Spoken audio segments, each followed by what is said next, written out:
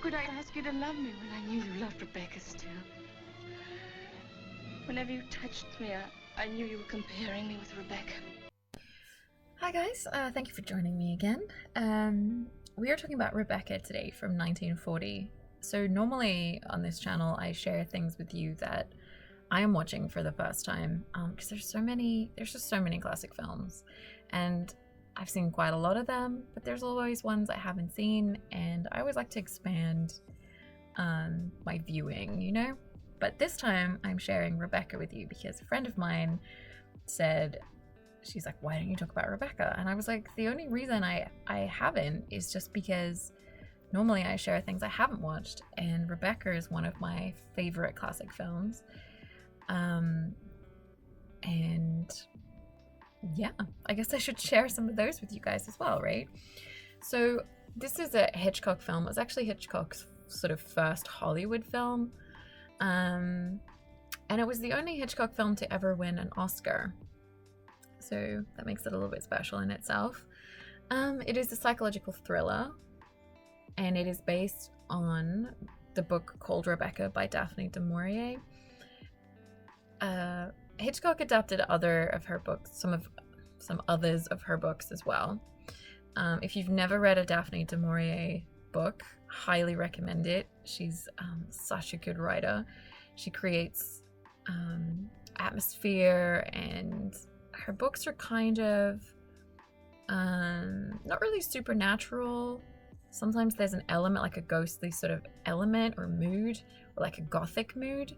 Rebecca definitely has kind of a gothic vibe, but she just has this way of kind of making this atmosphere and this creeping strangeness and mystery, and you just want to know what's really going on and who did what and what's really happening.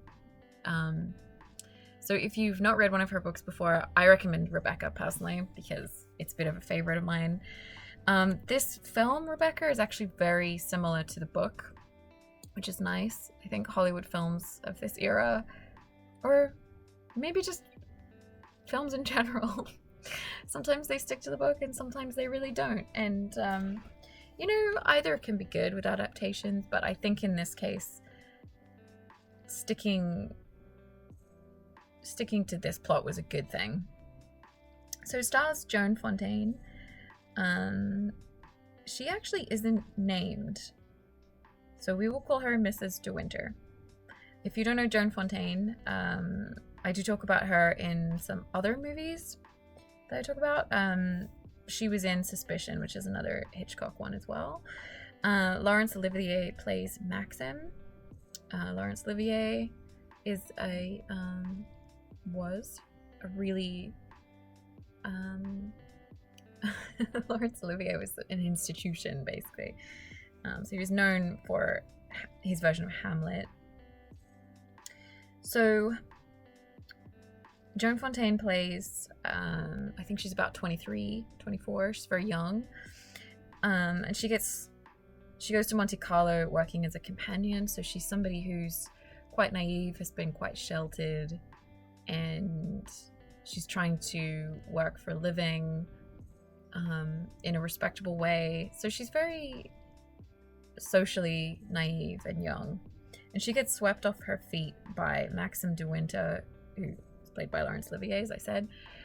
He's dashing, handsome, sort of mysterious. He has this past where his wife died tragically, and everyone talks about how he never got over it. And his wife, Rebecca, is like supposed to be just the most beautiful woman. But they fall for each other, and his nicer kind of side comes out, and she agrees to marry him, and it's all very cute. But then they get home to his house called Mandalay, which is like a huge mansion that's been in his family for generations, and it's such a core part of the film, and it's also part of his identity, because it's his ancestral home, and it just means so much to him. But you get the impression that Rebecca's just everywhere in this house. So the new Mrs. De Winter feels like he can't forget his ex-wife, and she sort of almost haunts the film, but not physically. And this is kind of exacerbated by Mrs. Danvers, who is the housekeeper, but she was personal maid to Rebecca. She's played by Judith Anderson, so 10 Commandments, Laura. She has such a great face for this role because she has like a severe kind of nose, and she's not plain, but she's not she's sort of not sparkling or lively, and you can kind of see why she's a mean-spirited person, and you can see why she would have been drawn to Rebecca as somebody kind of who was everything she couldn't be, you know, like wealthy, beautiful, admired, all of these things. So Mrs. Danvers is pretty horrible to the new Mrs. De Winter. She's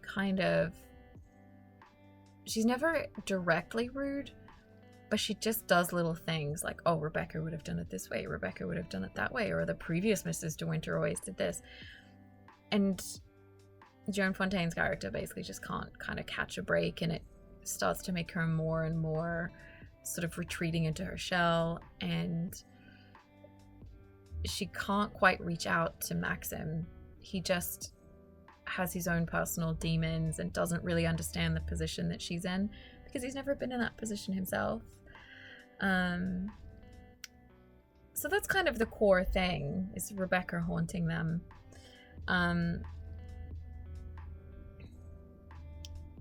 But it sort of comes to light that there's more to Rebecca's death than kind of meets the eye. So I don't want to tell you too much about that, but that's kind of a core thing. I absolutely love Joan Fontaine in this movie. She's got an inner toughness, but she's just so unsure about herself socially because she's so young. She doesn't come from money. She's never had to, run a household. And that's the kind of thing that people are raised to do. And she's very pretty, but she's not like a bombshell or anything. You know, she's not used to people looking to her for answers and that kind of thing. So she doesn't know how to take control of the situation. And that's handled really well in this film because it could just easily be like a one-note character. But in du Maurier's book, you really understand how she's looking for guidance, and people are kind of taking advantage of that and giving her incorrect information and that kind of thing.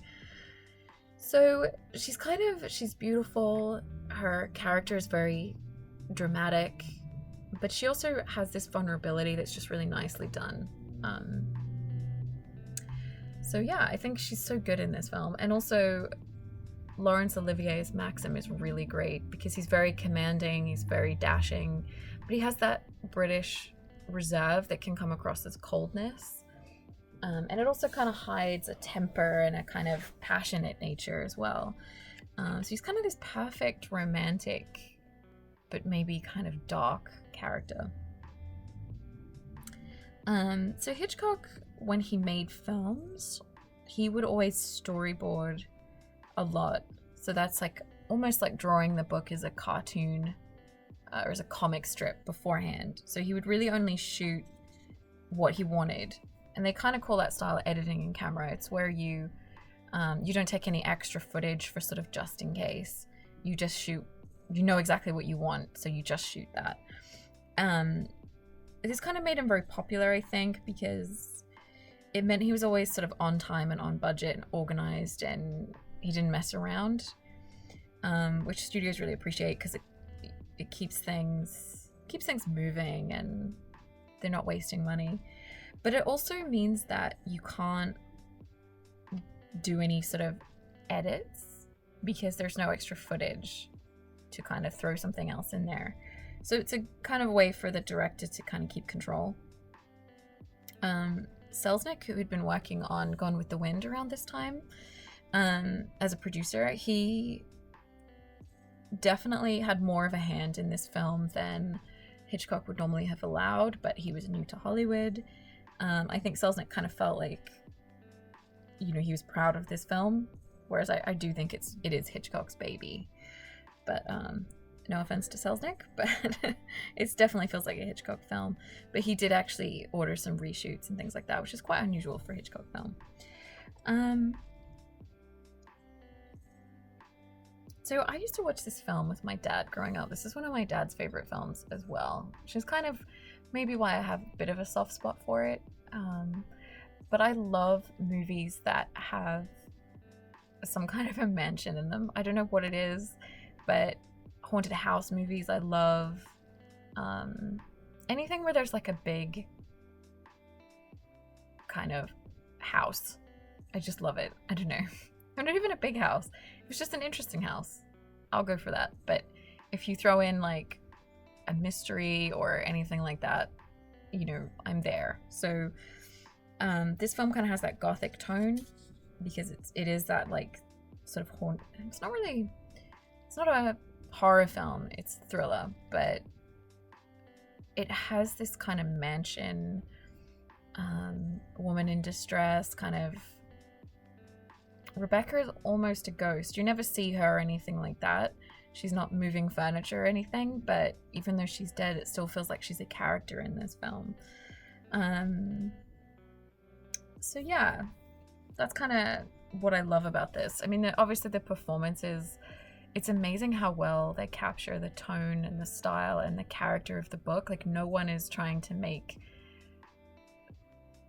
themselves sort of different or, you know, pulling focus. It's all about serving the story, and I just think it works really well. So this is maybe my favorite Hitchcock film. So yeah, I also think Rebecca as a character is so interesting because she's not actually in the film. There's no one plays her. She's not here, but she's talked about, and she's not a shrinking violet. She's very dark and manipulative, and you kind of piece her together from what you know about her. Like, she starts off as being this romantic, tragic figure that Maxim just can't get over. But she's really not an innocent victim in any way. She's so unusual as a female character in a movie, because women didn't often get these kind of really interesting, complex characters. So I think she's kind of, I don't know, I just think she's really great. Like, and also the visuals of this film are so good too. The restrained performance of Mrs. Danvers, and the costuming, where Joan Fontaine is very pretty, but she's sort of got this slightly conventional, unassuming way of dressing. It's just, I don't know, like the incredibly high ceilings in this house, and the moving curtains, and the bedroom where Rebecca's things are never touched, and Mrs. Danvers has this sort of obsessive, like, everything must remain the same kind of thing. It's very atmospheric. So yeah, I think Mrs. Danvers' character is almost hypnotic. I think probably what is so great about this, or what is handled so well, is that, you know, any of this could have just sort of fallen into melodrama very easily, but it's the restraint. Everybody is sort of restrained, and nothing's ever cartoonish. Nobody ever gets hysterical. It's sort of, everyone's kind of got this quiet but churning emotion. It's really great. So yeah, this is an amazing debut film for Hitchcock in Hollywood. Obviously, he'd done quite a few things in the UK, but this is an incredible entree into the kind of studio system and all that kind of thing. So yeah, I mean, this is one of my all-time favorite films. So I can't really recommend it highly enough. And I also think, having seen it like a few times over the years, I think it means different things to me at different times. I think as a child I felt I didn't really care about Laurence Olivier. I think I really related to the new Mrs. De Winter, kind of having the servants sort of push her around. And then, you know, now as an adult, I kind of think there's a transition period in all of our lives where we go from being other people having direction to us having direction of our own lives and having to take control of situations, or even move from being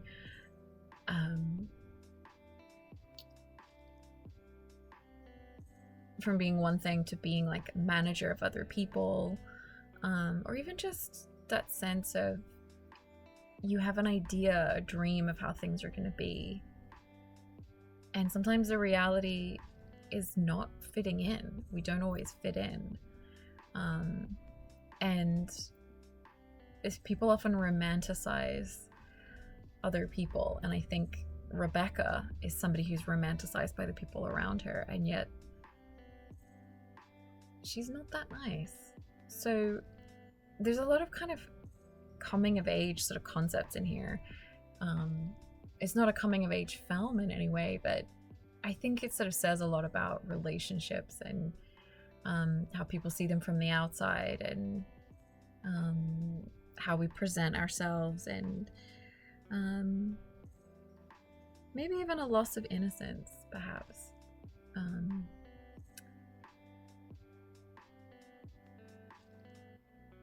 So yeah, so that's Rebecca. It's from 1940. It's a black and white film.